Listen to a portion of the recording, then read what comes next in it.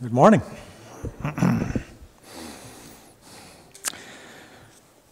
Brad's reference to follow the bouncing ball. Took me back to sing along with Mitch. I don't think he intended that, but it did. And that'll go over the heads of most people this morning. Some of you it will not. My parents like to watch that show, and Lawrence Welk. And when those shows came on, I preferred to go out and climb a tree. Just better things to do. All right. We've been reminded this morning of people who are struggling with different problems. Fallon's loss of her dad, people who are sick, struggling. We've been reminded also of those who are better after their problems and prayers being answered. And I hope and pray that the Maple Vale congregation will never come behind any other congregation when it comes to extending love, hospitality, the love of Jesus to people who experience problems like that. And when you reach out and help people in difficult situations like that, they appreciate it and they remember it. And I'm so happy to hear of what has been done, much more than I'm aware of, I'm sure. And I pray that you will keep it up. And little Colin Joseph Murphy is right back there in the cry room. He's one handsome little boy. Don't touch his hands. Don't touch his face. Just love him. He's one good-looking little feller. My. Glad to see him and glad to know he's doing okay and that Carrie Lee is doing okay and Bradley's in halfway a good mood. Okay. I've already asked about that. Believe me. Been there. Not once, but 6 times. All right. We're in the book of Amos this morning. And I don't know how much you will relate to the book of Amos. You might. It's pretty rough stuff that he has to deal with. Amos must have been a very interesting person, a very interesting prophet. And I say that based in part on chapter 7, in verses 14 through 16. And this is when Amaziah, a priest from Bethel, had some complaints against Amos and effectively told him to get out of town, not to preach around here anymore, go someplace else, and so forth. And Amos came back in verses 14 through 16. He said, okay, listen, I just want you to know that I was no prophet. I was not the son of a prophet. I wasn't instructed as a prophet. I didn't go to school. I don't have a degree to my name. I didn't go to the schools of the prophets. I was a sheep herder. I was a tender of sycamore trees. In other words, I was a farmer, and I can go back to farming. It doesn't matter to me. But you're not going to stop me from prophesying. So Amos was very strong. You had to be strong to do the work that he did. And for that reason, he impresses me as a very interesting person. He didn't have the education. He didn't go to the schools of the prophets. He did not have a degree behind his name. If he were living today, he would not be a popular speaker at our lectureships. he would not be in full-time gospel meeting work because nobody would want to have him. He was that kind of a preacher. So he was very interesting from that standpoint. Looking at the book of Amos, and my focus, of course, is limited here to chapter 6. And Chris read the nucleus of what I'm looking at, verses 1 through 9 of chapter 6. But just focusing on this small part of the book, it seems to me, that the times of the book of Amos are not altogether unlike our own.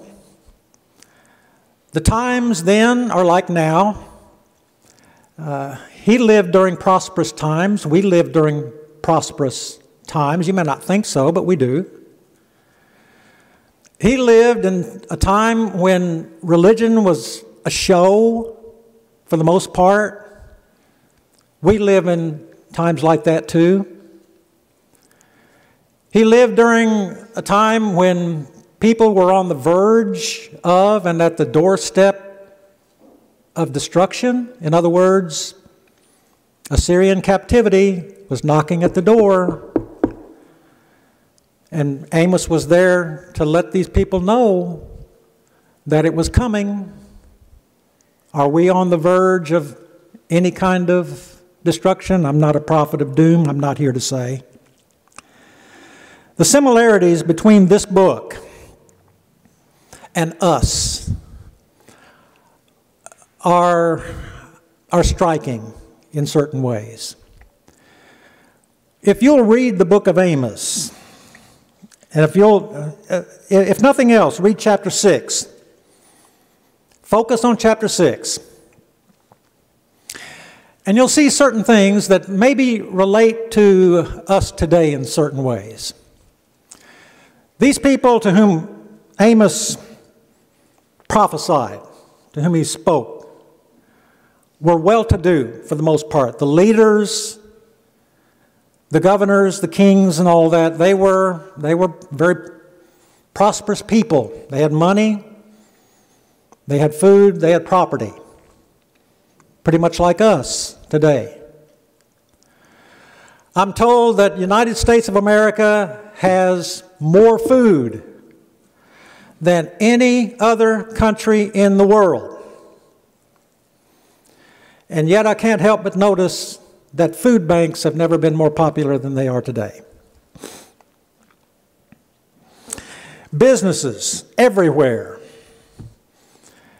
have hiring signs posted, and yet people don't want to work for whatever reason.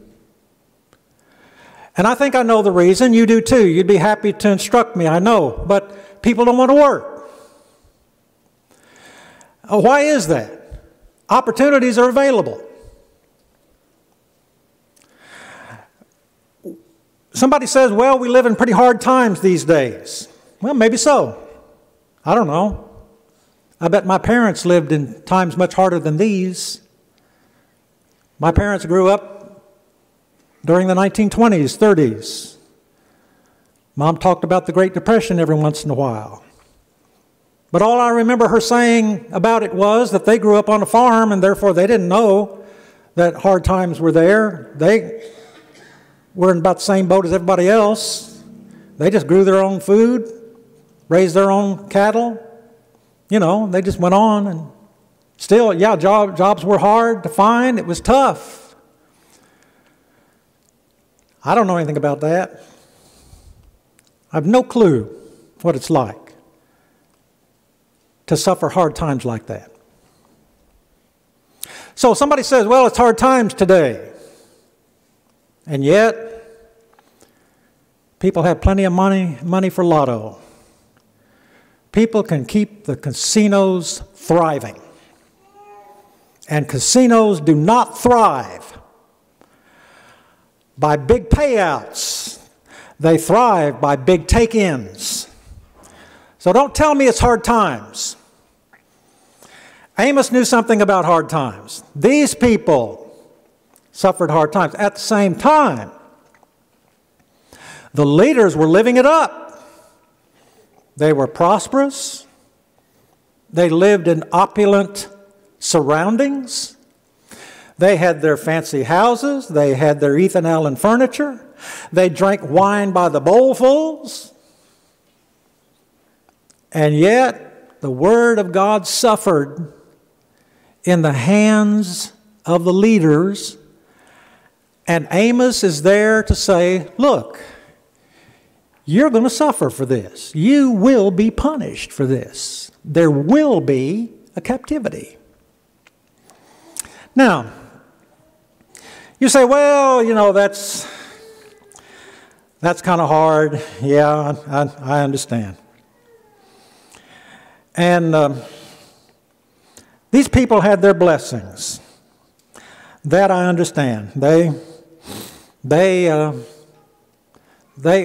were prosperous. Yes, they had money and food, and yeah, there are certain parallels to today. And I'm going to say that these people were blessed. And this lesson this morning is based on blessings that can become a curse, if you will. They can. Now, in our text in Amos 6, nor anywhere else close to it, is the word blessed used. Yet at the same time, they have plenty. And we would say, in our better times, when we're thinking properly, we would say, these people are blessed by God. And there was a time when we acknowledged what we have as coming from God, and we recognized it as blessings. And we gave God the credit as being the benefactor. He's the one who provides it for us. Nowadays, for the most part, people just think of attainment. You work hard for it, you earn it. You work hard for the money, honey. Yeah, you do. But I want to remember, that we are blessed. We don't talk about blessings very often, unless it's Thanksgiving time. Once in a while, I'm reminded by somebody, maybe I'll be at Walmart or some other place like that, and somebody's wearing a shirt that says, I'm blessed. All right. They're reminding me, and they're telling me a little bit about who they are. And I appreciate that. Yesterday at the work day, Missy wore a cap that says blessed across there. Well, that tells me something about Missy. Not something I didn't know. But it tells me something. Blessed. Can blessings become a curse? Is it possible? Conceivable? Does it even make sense? Well, think about it for just a moment. Look at a few parallels here, and some of these I've already touched on, I know. Economically, in Amos's day, these people were prosperous. Yeah, their leaders were living it up. They had money and property and everything you could want. Their cities were growing, expanding, population growing. All of this suggested to you in the book of Amos. Their leaders were rich, their people were poor. The rich were becoming richer, the poor were becoming poorer. Yeah, sort of like the world today. The government was corrupt, a lot like today.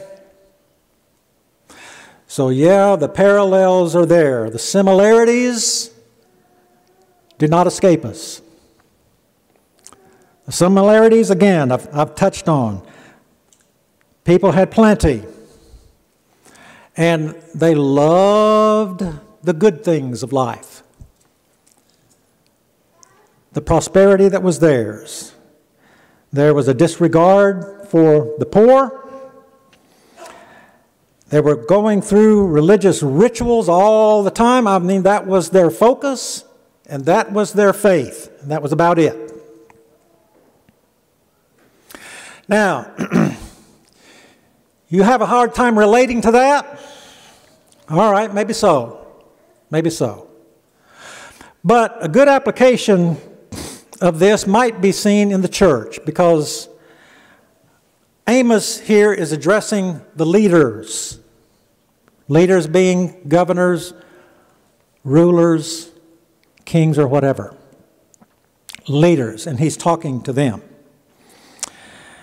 And he's reminding them of reality, the way things are. Notable persons in the chief nation in verse 1.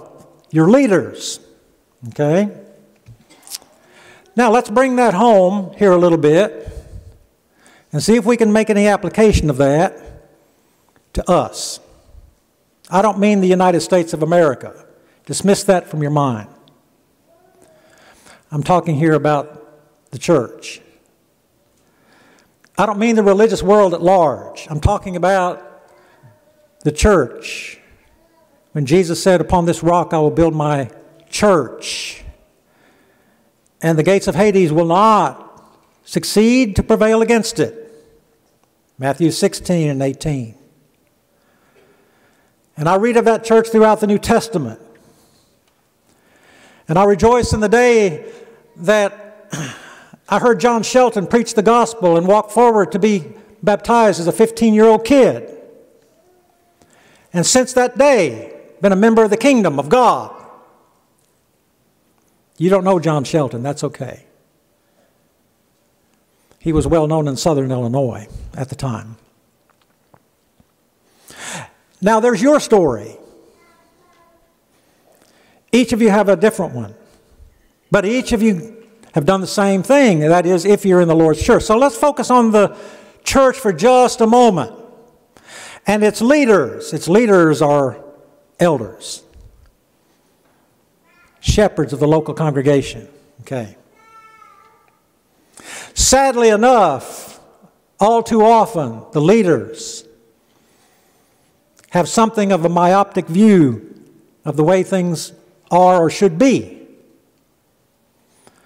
Sadly enough, shepherds who are not truly shepherds will look over the congregation, and as long as the doors are open and the lights are on, the people are present, the preacher's halfway behaving himself, everything is okay. And the shepherds may not know of the problems that are in people's lives. May have no clue of the struggles that people are going through. They don't know when people are grieving, when they're suffering, when they're struggling, when their faith is eking away. When they miss a little bit here and there, and eventually they fall through the cracks. And a few months down the road, somebody asks somebody else, "When's the last time you've seen Sister So-and-so? I wonder whatever happened to Brother So-and-so." And by then it's too late. So the shepherds are not watching over the flock. And they're not feeding the flock. And people are untaught. And being untaught, then they're susceptible to whatever comes along. They don't know truth from error. That's a problem, isn't it? It is present. And then people are somewhat like, and churches are somewhat like, and leaders are somewhat like Amos chapter 6 and verse 6, the latter part. "But are not grieved for the affliction of Joseph." Joseph there is a word for Israel. And Amos's point here is that these people lie around on their beds of ivory. They stretch out on their couches. They eat lambs from the flock, calves from the stall. In other words, all kinds of meat. Your freezer is full. You sit around and you sing idly with stringed instruments like David put together. You drink wine from bowls and you anoint yourself with the best of ointments. And yet, you're not grieved over the affliction of Joseph. You're not aware of the spiritual problems that are plaguing people. You're not aware of what really is going on around you in terms of spiritual things. So that was Amos's indictment against the leaders of Israel. Okay?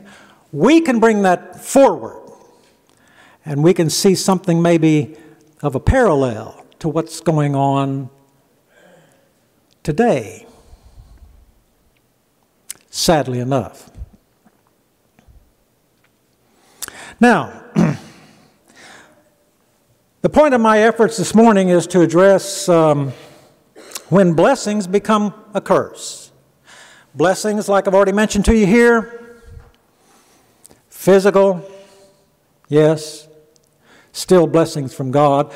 Is it possible that they can become a curse to us? If so, what? What does that mean?